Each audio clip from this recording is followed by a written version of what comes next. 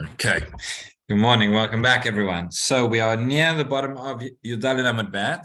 We're going to move on to something new today, but just to finish off what we discussed yesterday. So we've been looking at, again, the sugya was basically the machloket between Rabbi Yochanan and Reish Lakish. We began from the fact that our Mishnah spoke about both a tameh, somebody who's tameh who goes into the mikdash, and somebody who is tameh who eats from the kodshim. And we wanted to work out where the azhara was for that. And we had a machloket between Rabbi Yochanan and Reish Lakish. Rabbi Yochanan said, we learned from Gzera Shava. Reish Lakish said we learned from the pasuk of B'chol Kodesh Lo Tiga. And the Gemara went back and forth. We saw that Rabbi Yochanan actually said that B'chol Kodesh Lo Tiga is referring to Truma as opposed to Kodshim. And whether that was talking about eating or whether that was talking about touching, and the various different limudim which we saw there. Not going to go back into it, but what we said at the end, what came out was that Reish Lakish learned three things from the pasuk. He learned three separate azharot from the pasuk which said B'chol Kodesh Lo Tiga. So the Gemara said, we're going to explain it now. The Gemara said to us without explaining that Reish Lakish found that as an azhara primarily for eating kodesh in Tumah, even though the pasuk says B'chol Kodesh Lo Tiga, even though the pasuk says don't touch it, we understand that is primarily talking about eating. That is limud number one. Number two, from the fact that it says Lo Tiga, even though it's already talking about eating, but it says it in the language of touching, you learn out that there's an additional azhara not to even touch kodesh when one is tameh. And then number three, the Gemara asked a question and said, didn't Reish Lakish, maybe this we will just see inside, didn't Reish Lakish say that this is an azara even before Zrikat Adam, as opposed to after Zrikat Adam, which what we initially thought. And then we said that from the fact that it says B'chol Kodesh, that comes to include also an additional azara, whether the kodesh was eaten before or after Zrikat Adam of the Korban. As we said yesterday, before Zrikat Adam of the Korban, so the avodah, the service, so to speak, of the Korban has not been completed, and no one's allowed to eat it. But Reish Lakish learns that there's an additional lav if somebody is tameh, and then after Zrikat Adam, it's only somebody who's tameh who can't come and eat it. So that's what we saw. Right, so if you have a look, maybe about 10 lines from the bottom of the page, where it says Vakati lach Yehudata, right, we asked the question, we said according to Reish Lakish, can you still say Vakati lach Yehudata, that it's coming to teach you this azhara? How mibaya le'letamesha shachal basar kodesh lifnei zrikat damim, meaning that Reish Lakish comes and teaches this as an azhara for somebody who's tameh who ate the basar kodesh before zrikat damim. As we said, no one's allowed to do that, but there'd be an additional azhara, additional lab for somebody who is tameh to eat it before zrikat damim. And if we learn it from there, we don't have an azhara for Reish Lakish for a tameh who eats the basar kodesh after zrikat damim. So that was the question. Right, Lifnei Zrikat Damim, Reish Lakish Omer Lokeh, Rabbi Yochanan Omer Eino Lokeh. Reish Lakish says one gets Makkot here. Rabbi Yochanan says no. Reish Lakish Omer Lokeh, B'chol Kodesh Lo Tiga, Lo Shna Lifnei Zrika, V'lo Shna Le'achar Zrika. Reish Lakish learns that from this pasuk that it doesn't matter whether it's before or after Zrikat Damim. Rabbi Yochanan that there would be Malkot. Rabbi Yochanan Omer Eino Lokeh. Rabbi Yochanan letamei damar kra tumato. Right? Rabbi Yochanan says no. Rabbi Yochanan in the first place learns the azhara for one who eats kodesh when they are tamei from the Gzera Shava of tumato, and v'chi ktiv tumato le'achar zrika u'dichtiv. And there in that pasuk where it says it, it's talking about the case which is after Zrikat Adam. So Hai answers the Gemara according to Reish Lakish. Hai mi b'chol kodesh nafka. Reish Lakish learned it out from the fact that it says b'chol kodesh to teach you that it is additionally there is a love from before Zrikat Adam and after Zrikat Adam. Okay, so that was where we got up to yesterday. Now says the Gemara. Now it's going to explain what it said earlier on without explaining. We saw the explanation in Rashi. How does Reish Lakish know that this pasuk is primarily teaching us about achila before even Nagiya? So it says, Tanya Kvatei Reish Lakish. We have a baraita which teaches us similarly to Reish Lakish, says Rashi, Tanya Reish Lakish, the Yalif Azhara Letamei Shachal Et HaKodesh Mi B'chol Kodesh Lo Tiga. This is showing us explicitly that one could learn the Azhara for a Tamei Eit HaKodesh from this pasuk of B'chol Kodesh Lo Tiga. How so? So Tanya Kvatei Reish Lakish, B'chol Kodesh Lo Tiga Azhara Lo Ochel. So there you have it explicitly, says the Braita. And again, remember, Reish Lakish, Rabbi Yochanan are Amoraim. So here you have a source in a Braita. Says Braita, B'chol Kodesh Lo Tiga is an Azhara La Ochel. So asks the Gemara, Ata Omer Azhara La Ochel, or Eino Ela Azhara La Nogea. And again, the pasuk says B'chol Kodesh Lo Tiga. It does not say Lo Tochel. So how do you know that this pasuk is an Azhara for somebody who eats, rather than Azhara for somebody who just touches, who makes contact with kodesh when they are tameh? Talmud Lomar, B'chol Kodesh Lo Tiga, Ve'ela Mikdash Lo Yavo. That the juxtaposition in the pasuk, it says, don't touch the kodesh and don't come into the mikdash. Mekish Kodesh Le Mikdash. We are creating a hakesh between those two things. And what are we saying? Ma Mikdash Davar sheyesh bo netilat neshama, av kol davar sheyesh bo netilat neshama. Just as going into the mikdash when one is tamei is something for which one has netilat neshama, it's something for which one would be chayav karet. So too, the prohibition, the azara that's been given regarding kodesh, regarding basar kodesh, is something which also has chayav karet. And if it's referring to Nagiya, then there would not be a Netilat Neshama in there. That would not be carried, Ela V'achila. And therefore, that's how we know that it's referring to that. So this is the explanation. If you go back on the Gemara beforehand, it was a little bit cryptic, a few lines up, where all the Gemara had said was, basically 2 lines before we started today, it says, and that was it. It was very, very cryptic, and Rashi filled it in for us. But here the Gemara tells us explicitly, from the fact that we have the hekesh of mikdash and kodesh, of coming into contact, of doing something with the kodesh when one is tamei, and entering the mikdash when one is tamei. Just as we know that when it enters the mikdash and tamei, that is chayav karet. So too, regarding the kodesh, it's going to be something which is chayav karet, and that has to be achila. That can't be negiah. That is how Reish Lakish learns over there. Okay, so that brings us to the end of that section of that sugya. We now go on to a more general discussion, once again, regarding which mitzvot one is going to get Makkot for and which not. So we've already said the general rule is that lavim, right? A lav. Until now, we've been discussing what happens when you have a lav which has an additional punishment, has chayav karet, has chayav mitat beitin. Do you get Makkot for that as well? Okay, now let's take away the other punishments and just ask what kind of category of lav, what specific type of mitzvat lo taseh would one get Makkot for? So we already know there are certain types where this does not apply. We spoke on Daf Yud Gimel. On the previous stuff we spoke about, for example, and we're going to talk about it again, a lav she'ein bo ma'aseh.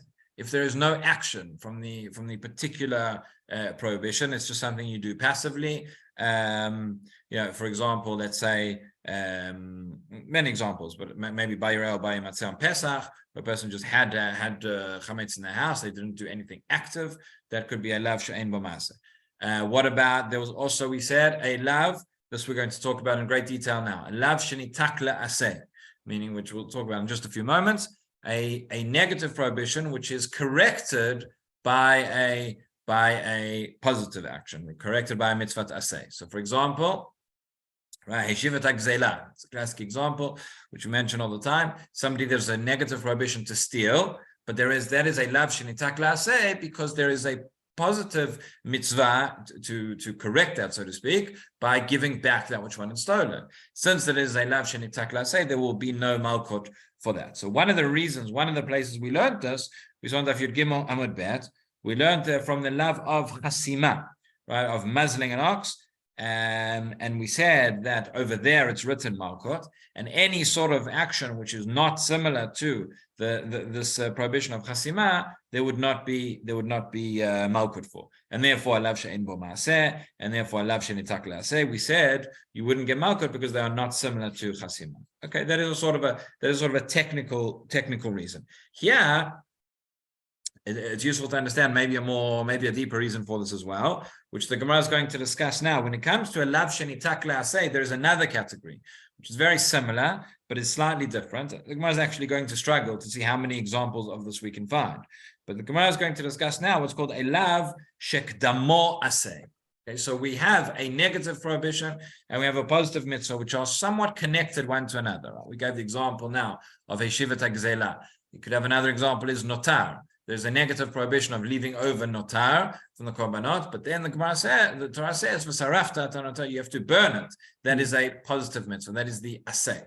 In all these cases, discussion, by the way, as well, whether regarding chametz, I mentioned before, is that a lav shenitak le'aseh? There's a negative prohibition of bar yireh or bar yimatzeh. Coming up to Pesach soon, right? There's a negative prohibition of owning chametz. There's a positive mitzvah of tashbitu, of destroying the chametz. Would that be considered that if one found chametz in their possession on Pesach? I'm not talking about mechirat chametz, it's something else. But if somebody found chametz in their possession on Pesach and they then have to destroy it, is that a lav shenitak le'aseh? So the Rishonim and the Achronim discuss that also.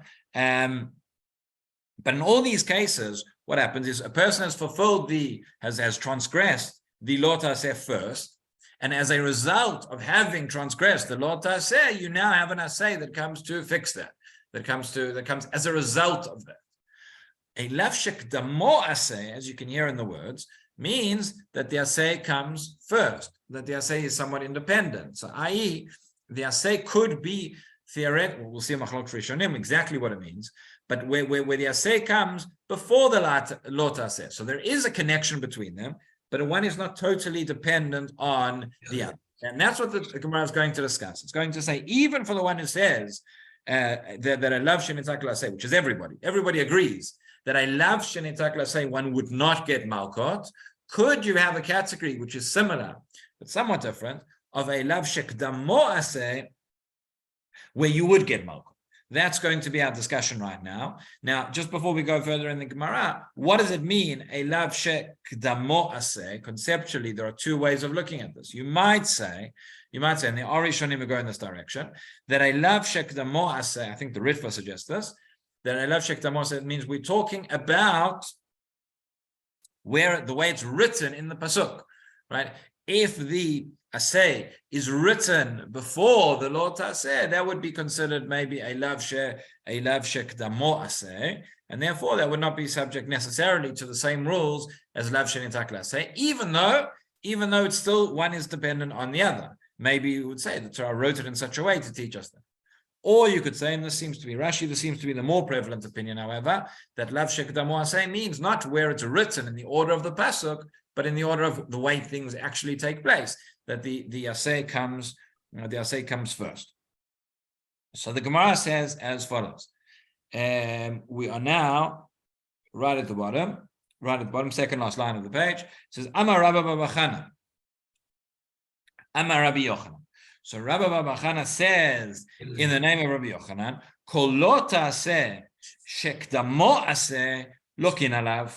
Okay, unlike a lav shenitak le'aseh, he says if you have a Lo Ta'aseh where the aseh came first, then you would get Makkot for it. That's what Rabbi Yochanan says in the name of Rabbi Yochanan. So Rashi, the long Rashi at the bottom of the page, says Kol Lo Ta'aseh shekdamo aseh lokin alav. Says Rashi like this: Ha atala shmuinan. This is coming to teach you. That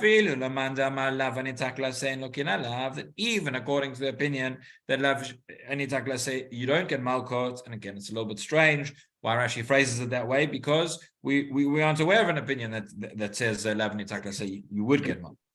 But in any event, he says Kedetanya lo totiru. Right, we saw this very early on in the Masechet, right? Lo totiru v'anotar tisrafu. Right, it says don't leave anything over. That's by notar, and then it says and burn the notar. So you have a lot aseh, and then you have the aseh. The Torah comes to give you an aseh, to give you a positive mitzvah after the prohibition. Lomar she'en lokin alav, and this teaches you what? That you don't get malkut. Shenitek hakatov et aseh liot onsho shel lav. Because the Torah itself is telling you that you don't need the malkut. What is the purpose of again? Part of the purpose of the punishments is to provide kapara. We spoke about this at length when we discussed Ir Miklat. What is the purpose? One of the purposes is kapara, or so sort of atonement, sort of correction for what the person has done.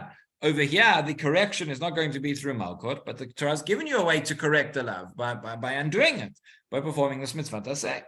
So he says, right? Sorry, the third last line from the bottom of the page. That the aseh comes really in place of the punishment. It's not so much a punishment that a person has to fulfill a mitzvah aseh, but it comes in place of that. V'tikono, and its correction. Lomar. In other words, what the Torah is saying is this: Lo ta'aseh kach. Don't do this. But if you have done it, then you should do this, right? Then you should do the mitzvah taseh. Vehipater, and you will then be patur. You'll then be patur from punishment. So that is the concept. That's the idea of lav and itaklas. Vashmin and Rabbi Yochanan anemile be'aseh haba achar lav. Says Rashi, Rabbi Yochanan is teaching us that these words apply when the aseh comes as a result of, on account of the lav. You cannot fulfill it unless you have fulfilled the lo taseh, unless you've transgressed the prohibition.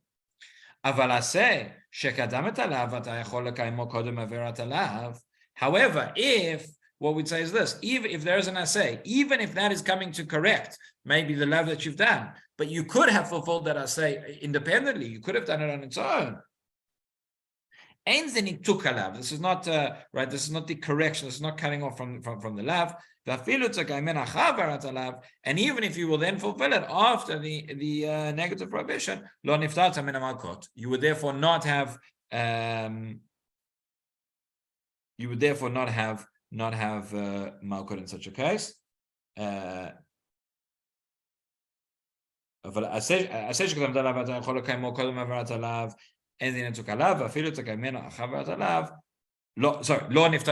Meaning you would not be exempt from malkut. That in this case, that's exactly, that's why I was confused there for a minute. That's why Rabbi Yochanan is saying in this case you would get malkut. So just before we move on again, it's very interesting what we see, this concept of lav hanitak laseh, which is a fascinating concept. It also, I think it came out very early on in the Masechet, and I think we mentioned it there. But I'll just mention again, there's always this question about the Tariag mitzvot. Here is one of the cases where we see, a person is not meant to fulfill all Tariag mitzvot, even if you could, which you can't. But even if you could, there are certain mitzvot we are not meant to try and go out and fulfill. You always see these pictures of Shiluach Haken, for example, where they bring it up. Is there a person meant to go and find, even if you don't want the eggs, do you need to go and find the mother bird to show away in order to fulfill the mitzvah? So you have that, you have that merit of another mitzvah that you check off the list. Mitzvot are not just a checklist. It's not just something that we have to do, but very clearly there are certain mitzvot that are not ideal, that we're not meant to fulfill. If a person stole, if a person did something wrong, so then the Torah gives you details, gives you instructions of how to fulfill it. Now, I've always wondered, based on this as well, I may have mentioned this in the past, but we say we have Tariag mitzvot, and the Tariag mitzvot correspond to 248 mitzvot aseh, which correspond to the limbs in the body, and 365, which correspond to other parts. And they always say that when a person fulfills, there are sources which say that when a person fulfills a certain mitzvah, you build a certain part of your spiritual self, so to speak. Again, the 613, aside from the fact that not any individual can fulfill them by themselves, certain of them were not meant to fulfill. So that's, anyway, we'll leave that for another time. I'll leave you to think about that question. But also another question comes up here regarding lav anitak la'aseh. So the question is asked: surely every mitzvah we have the mitzvah of tshuva, right? And this we can understand now as well. There's discussion amongst the Monei mitzvot: is tshuva a mitzvah in and of itself or not? And the Minchat Chinuch says there is no mitzvah of tshuva. Again, maybe because it's not ideal. A person shouldn't. It's only if a person has fulfilled an avera, so then they have to do tshuva. But wouldn't we say? Why don't we say rather that since whatever you've done wrong, you can then do tshuva? That becomes a lav shenitak la'aseh. Any lav which a person has fulfilled, but there's then an asay of tshuva. If you say there's no asay of tshuva, maybe that's why you would say. And there are other answers. There are other answers which are given. Some say that no, lav shenitak la'aseh means there is a specific asay, a specific fulfillment for this mitzvah, which you have to do tshuva, which is something general. Right? In a similar way to how the Rambam writes in Sefer HaMitzvot, anytime you have a general principle, does not count that as one of the Tariag. So there we have it. And anyway, so Rabbi Yochanan says here, it's like the mitzvah bar bavera, isn't it? Really, you steal something in order to give it back. It's a very strange concept, really. Right, mitzvah bar bavera is something different. I mean, here what we're saying lav shenitak la'aseh means if a person did something wrong, you're not meant to do it in the first place. However, the Torah recognizes that human beings are fallible and things will happen and people will do things they aren't meant to do. And this is, by the way, this is the depth behind the idea that Chazal say tshuva was created before the world. What do you mean tshuva was created before the world was created? Meaning that there has to be a possibility of tikkun, a possibility of correction. So therefore, says the Torah, a person made a mistake. Here's what you can do. Here's how you can fix it. And mitzvah baba vera is something else. Mitzvah baba vera is really a mitzvah that you should, if you are going to have to do an avera in the first place to do it, so then you can't fulfill the mitzvah in that way. Yeah, there is a certain similarity. Okay, so Rabbi Bar Chana says in the name of Rabbi Yochanan that unlike lav anitak la'aseh, rather for a lav shekdamo aseh, you would get malkot. So now top of Taftet Vav, Amru lo Amarta, so they said to him, we'll see in a moment who is him and who is saying. So, Amru lo Amarta, they said to him, did you really say this? Amar lahu lo, and he said no. Okay, so again, Rabbi Bar Chana says in the name of Rabbi Yochanan that you would get malkot for a lav shekdamo aseh. So the Talmidim said, how's that possible? Is it really so that you would get malkot for this? And he says, no, I didn't say that. So who is saying to who? Who are they asking? When the Gemara says here, Amru lo, who are they speaking to? What do you say? What's your on mute?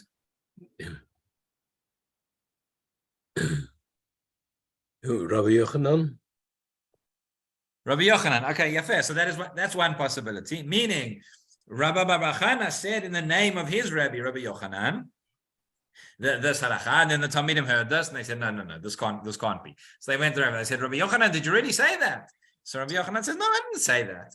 Now, again, over here, see what Rabbi Bar Chana is lying. Rabbi Bar Chana is saying something which he didn't hear, so maybe he misheard, or maybe what it means to say is that not that he didn't say that, but actually that he chazar bo, that he changed his mind. Right? Initially, he said, and why did he change his mind? The Gemara will explain. The Gemara will give us the kasha why it is that Rabbi Yochanan changed. But that is the way. So Henry learns like Rashi, right? Rashi says, Amru lo, achirim sheshamuhu mishmo, velo shamuhu mipiv, right? Others heard from Rabbi Bar Chana, who said what he said, his teaching from Rabbi Yochanan. They'd never heard Rabbi Yochanan say such a thing. Mm-hmm. They went and asked him. And then says Rashi, Amar lahem lo. When he says no, it's not that no, Rabbi Bar Chana was correct what he said. However, Rabbi Yochanan said, Amar lahem chazar bo, he had changed his mind. Right? It's something. This is something we see this, by the way, throughout Shas. We see throughout the Gemara. We see Rishonim and Achronim as well. Shechazru b'hem, that they change their mind, and that's fine. There's no shame in that. Nowadays, people get very, very stuck in their opinions. And somebody says, this is what I've said, and I'll never say anything different. it's not a sign of weakness; it's a sign of greatness that a person is able to change their mind if they understand that they initially made a mistake. But that is how the question on Rashi then, however, is if Rabbi Yochanan changed his mind, so why didn't he go back to Rabbi Bar Chana and tell him? Right? Why is he? Elokim. Ma? Elokim. That's the other svara. Where's the authority? Where does it come from? No. So we're going to get to that. Ha'elokim, that's the next line in the Gemara. That is the language of an oath. That is Rabbah, who is actually going to say a different opinion. He's not so pleased with this answer. We'll get there soon. But Rabbi Yochanan over here is saying, so according to Rashi, it's they asked Rabbi Yochanan and he said no. The Ritva learns differently over here. He says, and this is brought in the was the Ritva or was the Aruch LaNer brings it as well. I think he says it in the name of the Ritva. Yeah, he says no. He says when they went and asked. No, they didn't go back to Rabbi Yochanan. They went to ask Rabbi Bar Chana, right? And they said to him, they heard Rabbi Bar Chana said this very strange svara in the name of Rabbi Yochanan, and they said, no. Can it really be that he said this? So Rabbi Bar Chana comes back and he says no. He says meaning he did say it, and he was really saying it in the he said it out of. But they came back and asked him. They asked him the kasha. So he changed it. He said, no, he doesn't actually mean it. Meaning, even though Rabbi Yochanan did say it, but out of kavod for Rabbo, out of honor for his Rebbe, he didn't want him to sound like he had said something which doesn't make sense. So he says, actually, do you know what? He actually chazar bo. So the truth is that either of these opinions have something problematic about them because somebody's not telling the truth, or something's not that doesn't quite work. But the point is that the Gemara is showing us that you can make a mistake and you can go back and say it. So the Ritva's approach is very, very interesting because he says again the way it is. Rabbi Bar Chana says this word in the name of Rabbi Yochanan, and then he says there would be Makkot for a lav shek damuase. And then we have this Amru lo Amarta. They say, can you really? Did you say such a thing? So Malu lo. He comes back and he says, no, actually chazar bo. Why? Meaning Rabbi Bar Chana heard this kasha. He heard this kasha on what his Rebbe said, what Rabbi Yochanan said, and he said, "Yeah, you're right. Actually, Rabbi Yochanan, in order to protect his honor, said no." Now, this raises a very interesting question. Meaning, at what point can a Talmud decide that what his Rebbe said doesn't make sense? Right? Don't we say that a person needs to listen to their Rebbe and needs to understand and needs to see? We discussed this actually in the Shiur. Those of you who were at the Shiur on artificial intelligence, this came up, right? You remember at the end we discussed there was an amazing paper. Again, if anybody wants the full thing, I can send you the link. Rav Rabinovich, Zecher Tzadik Livracha, wrote in Chakira a number of years ago about Emunat Chachamim and what Emunat Chachamim means, and he explains very, very differently to the prevailing attitude out there nowadays. But he said that Emunat Chachamim means that when Chazal say something, we have Emunah, we understand, we have faith in their words, that even if at first they don't make sense to us, but if we dig deep enough, we need to understand them, but we can try and understand that it does make sense. So it's a very dangerous thing. The Gemara brings it here, and maybe with Rabbi Bar Chana and Rabbi Yochanan it was different. It's a very dangerous thing. Nowadays, everybody knows better. There's no authority. There's no hierarchy. Whoever wants can say whatever they want about anything. And so I would not recommend that people go along and start changing, the things that their Rebbe said because it doesn't make sense to them. Well, have a little bit of patience and dig a little bit deeper, and you'll see that maybe it will make sense. But Rav Zilberstein has an interesting discussion here on Chashukei Chemed. We'll leave it for another time. But there is a concept, you see, at least according to the Ritva, how he explains that it was so clear and it was so obvious he made a mistake, and therefore he said no, that was not the case. And this is an extension of the Gemara Bava Metzia that tells us there are certain places, certain times when a person is mutar l'shanot. We say mutar l'shanot mibnei shalom. Person can change, can deviate from the from a true, factually true statement in order to make peace between people, in order for reasons of modesty, and so too in order for reasons of kavod for one's Rebbe. Okay, but in any event, so here we see. So there's a discussion. Do we say that a lav shek damuase one would get Makkot for or not? So initially, Rabbi Bar Chana says the name of Rabbi Yochanan. Yes, you would get Makkot. Then the Gemara says, no. He changed his mind, you would not. So now, Amar Rabba, Ha'elokim. So Rabbah comes along. This is the language of an oath, meaning this is very, very, very strong. He says, "What are you?" Put in modern parlance, he says, "What are you talking about?" Amra, he did say it. Don't tell me he changed his mind. He said it. He said it, and that is the halacha that I love. Shektamo aseh, you would get Malkot. Uktiva v'tanina, and it's written in the Torah and it's taught in a Mishnah. And I'll tell you where. The proof is going to be from our Mishnah, which you may still vaguely remember because it's been a while since we saw it. So he says like this. Tiva, where is it written? Vayshalchu min hamachaneh v'gomen v'lo yitamu et machanehem. Right, this is referring to people who become tameh, and again, min hamachaneh, it's talking about in the midbar. But we know that the different encampments within the midbar represented, later on what we have in the Mishkan. In other words, somebody who contracts tumah has to leave the Mishkan, has to leave the Mikdash, is not allowed to enter, as we've been discussing. We'll just read the full psukim. It's one pasuk after the other. Bamidbar hey, pasuk bet to gimel. You should have it on the side of your Gemara. Tzavet bnei Israel. Vishalchu min hamachaneh kol tzarua v'chol zav v'chol tamei lenefesh. Right? Anybody who becomes tamei needs to go out of the camp. Mizachar ad nekeva tishalechu al michutz lamachaneh. We've already seen that azhara. We discussed it in yesterday's daf. So there you see that they have to leave. So that is the pasuk. And now it says Tanina. We learned in the Mishnah. In our Mishnah, Habala Mikdash Tameh. Right, that somebody who comes to the Mikdash Tameh will get Malkot. That's the point. Meaning you have an assay. Meaning before it tells us that it gives us the punishment for that Yitamot Machanehem. Beforehand, it says Vishalchu min hamachaneh. They need to go out of the machaneh, and that is the mitzvat assay. So therefore, you see here that the assay comes before the lav, and nonetheless there is still malkot. Right? That is the proof that this would be the assay that somebody has to go out of the mikdash. And that is coming before the lav of that they cannot come into the mikdash. That is a lav shek tamuaseh, and there is still going to be malkut for that. Now you can ask, well, what do you mean? Because at the end of the day, once the person becomes tameh, then they have the lav of going into the mikdash, and then the assay of sending them out would be only after they've come in. So it might be, for example, you could have a situation whereby what if when the person's already in the mikdash, already in the place where they are on Tanatvi, and then they become tameh in various ways. So then at that point, obviously the person's not yet transgressed anything because they're just there. There has to be a certain period of time or a certain delay.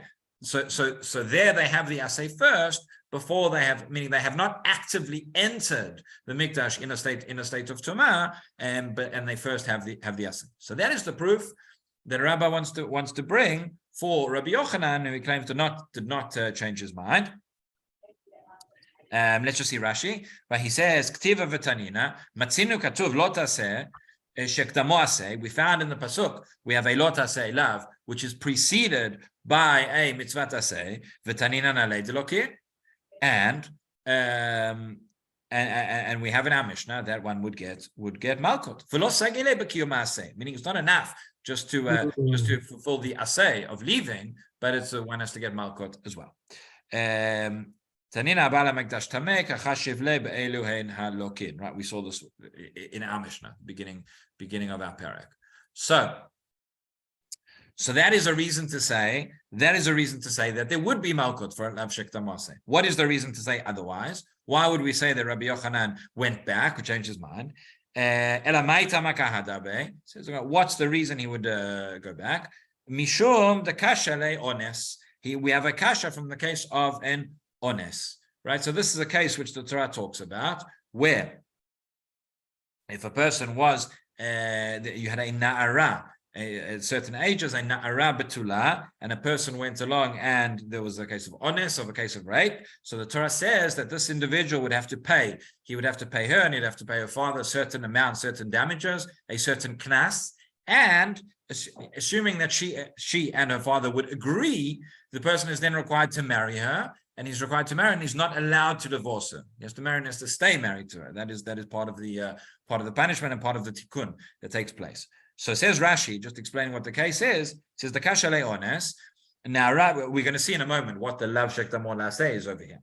Ne'ara b'tula dashkachan be'lo ta'aseh shek damo aseh. Says we're going to find there is a lo ta'aseh which is preceded by an aseh dichtiv v'lo tiyeh le'isha lo yuchal l'shalcha. Okay, that she is going to be, they're going to be married. She's going to be his wife. He is not allowed to divorce her. That is going to be the lav. V'tanya alei shekayem et ha'aseh im girshav yachzirena v'yiftor. Okay, we'll come back to this Rashi afterwards. We'll see a little bit further in the Gemara. But essentially, the question is going to be: so we have the lav, we have already the aseh, which is that he has to marry her, and then you have the lot aseh that he cannot divorce her. So what happens if? That's what the Gemara is going to discuss. What happens if he marries her and he divorces her? He wasn't allowed to, and then he goes back and he marries her again. The pasuk does not but the fact is that he married her in the first place before having divorced her, and now he's going to go back and marry her again. But that aseh of marrying her is not dependent on the lot aseh of divorcing. Meaning the lot aseh, the lav here, is not the lav of ones. That is also a lav, but that's separate to our current discussion. The lot aseh is the fact that he would send her away, that he would divorce. So says the Gemara like this. It says mishum dekasha le ones. Titania ones shegilish, right? If he divorced, which is forbidden. Again, if in the first instance she didn't want him to marry her, then she doesn't have, then he doesn't. But this is the case where they wanted it and they were married, and he now goes and divorces her, which is forbidden. Im Yisrael hu machzir ve'ino lokeh. Im kohen hu lokeh ve'ino machzir.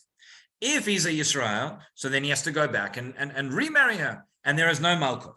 If he's a kohen, well, if he's a Kohen, it gets more difficult here because the Kohen can't marry a divorcee, and therefore that's not allowed. So im Kohenu, then he would just get Makkot ve'eino machzir. But the point is, im Yisrael machzir ve'eino lokeh. If he's a Yisrael, so he brings her back, meaning he remarries her ve'eino lokeh, and he does not get Makkot, right? But does not get Makkot for the love of divorcing her. Why? Amai? Say lo ta'aseh shekdamo aseu velilke. But because this is, why don't you say that this is a lo ta'aseh which was preceded by an aseh, and there should still be Makkot, right? So therefore, says the Gemara, that's the kasha, and therefore says the Gemara, since in this case you have a lav which was preceded by an aseh, and you see that there are no Makkot for it, therefore that is why Rabbi Yochanan changed his mind, or Rabbi Chana, however we understand. That there is no Makkot for a lav shekdamo aseh. So that is how the Gemara leaves this.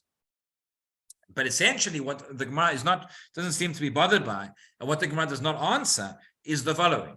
We saw two cases, right? Rabbah brought a proof why a lav shekdamo aseh does get Makkot, right? He brought that from the case of somebody who was a tameh in the mikdash. Right, and he said there is Makkot in such a case. And then we brought the example of ones, and we said in this case, even though it's a lav shekdamo aseh, there are no Makkot.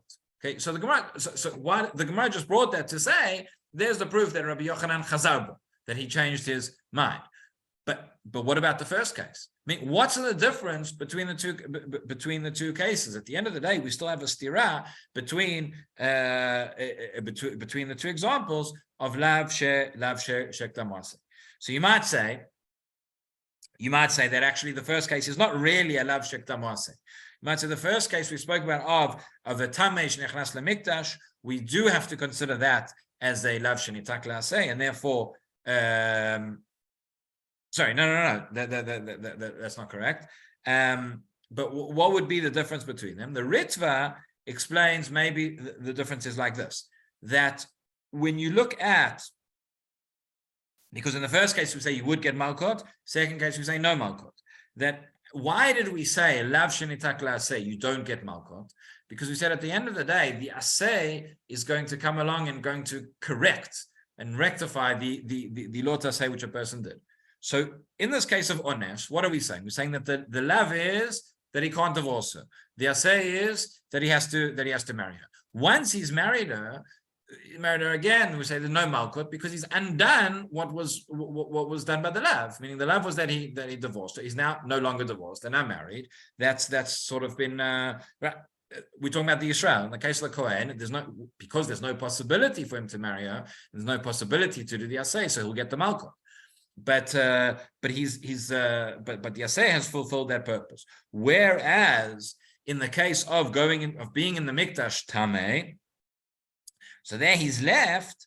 He hasn't changed anything. Meaning the lav that he did was he was Tameh in the Mikdash. He was Tameh in the Mikdash. He hasn't undone that.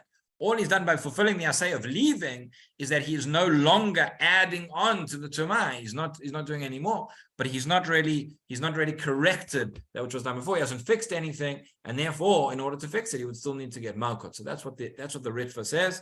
He explains it. If I can find it quickly, I'll read to you his lashon. But there's nothing he can do. He just has to leave the Mikdash. This is the point I was making. He doesn't change the Mikdash. And the other things, the stuff would become Talmud. This is why I was saying yesterday, there are actually two differences here. Right. Yeah. Exactly. I mean, in the other case, again, where with the food we said is tameh, meaning if he's touching, then that food that is still tameh. So that's not right. He hasn't corrected that by the fact that also there he would have to get Makkot or whatever it would be. But it's saying, as opposed to the case of Ones, whereby what was the prohibition? The prohibition is he can't be divorced. Well, he's not divorced because he's married her. That has fully been rectified. So the Ritva says like this. Ritva says, well, this will end. He says, he says, Ki mashenit ma mikdash kvar biknisato sham lo nitaken bo klum lemafreya b'shluchot l'achar ken. The fact that he leaves, he hasn't undone anything. He hasn't undone the fact that he was tamei in the mikdash. Ela shamra ken Torah kadei shelo yosif tumah tumatos, that he won't add any tumah, and therefore havelei kelav shenitak laseh. Therefore, it's right. Therefore, he hasn't done anything. Aval be'ones shegiresh tikun yesh b'aseh. There, where he's divorced, there is a tikun in the mitzvah aseh that he does lechazra shelo ho'il ma'asav v'shenistarek b'zionad l'mafreya, because that's sort of undone the damage that he had done before. Okay, so Ad Kan, we'll end after there. We'll carry on. Rabbi Kenigsberg, just a technical question.